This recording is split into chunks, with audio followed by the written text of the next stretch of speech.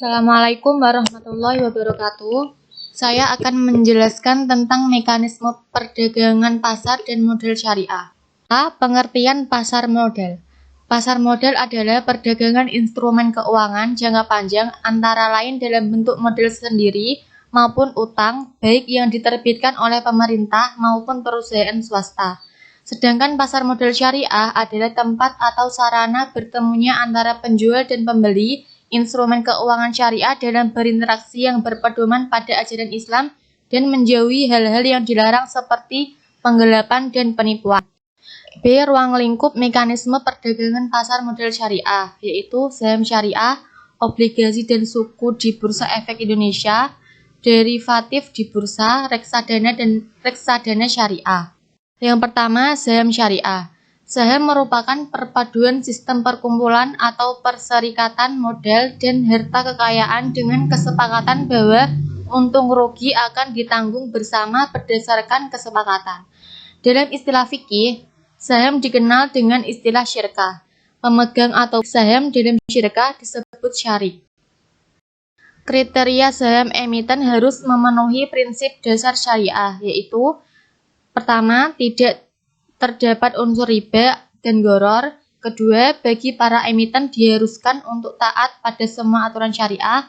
Ketiga, setiap saham yang ditawarkan bukan hanya mengharapkan keuntungan dari kontrak utang piutang, akan tetapi harus bersendikan pada transaksi real atau harta. Keempat, setiap transaksi saham yang dilakukan tidak mengandung berbagai praktik spekulasi. Saham syariah merupakan kepemilikan modal seseorang atau lembaga terhadap suatu perusahaan, dibuktikan melalui penerbitan sertifikat kepemilikan yang dikeluarkan oleh emiten, di mana dalam kegiatan usaha dan cara pengelolaannya berdasarkan prinsip dan karakteristik syariah. Karakteristik tersebut yaitu A. Transaksi yang dilakukan tidak mengandung bunga. B. Transaksi yang dilakukan harus jelas dan tidak ada yang meragukan. C. Saham yang diperdagangkan haruslah berasal dari perusahaan yang kegiatannya bisnisnya halal.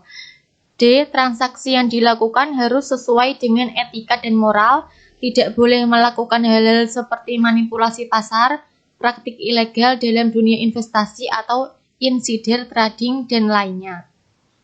Kedua, obligasi dan suku di Bursa Efek Indonesia. Perdagangan obligasi serta suku melalui bursa dilakukan dengan menggunakan sistem FITS. Penggunaan sistem FITS adalah perusahaan efek yang sudah menjadi anggota bursa juga menjadi anggota clearing KPEI. Dalam kegiatan transaksi melalui FITS, anggota bursa bertanggung jawab terhadap seluruh transaksi baik untuk kepentingan nasabah maupun kepentingan sendiri. FITS adalah sarana perdagangan obligasi dan suku yang disediakan oleh Bursa Efek Indonesia. Obligasi dan suku yang dapat ditransaksikan melalui sistem FITS ini adalah obligasi dan suku yang dicatatkan di Bursa Efek Indonesia. Mekanisme perdagangan obligasi dan suku melalui sistem FITS merupakan transaksi yang terintegrasi antara sistem perdagangan, clearing, dan penyelesaian. Segmen pasar di bursa, perdagangan suku dan obligasi melalui sistem FITS yang terdiri dari dua papan perdagangan yaitu 1. Pasar reguler outright merupakan mekanisme perdagangan secara lelang berkesinambungan secara anonim dengan metode pembentukan harga yang didasarkan atas prioritas harga dan waktu. 2. Pasar negosiasi merupakan fasilitas yang memungkinkan para anggota bursa melakukan pelaporan hasil kesepakatan transaksi yang telah terjadi sesama anggota bursa atau pihak lain.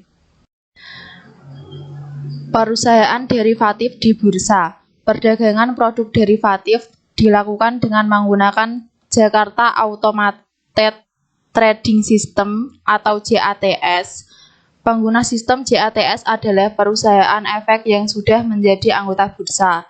Penawaran jual beli produk derivatif hanya dapat dilakukan melalui anggota bursa derivatif.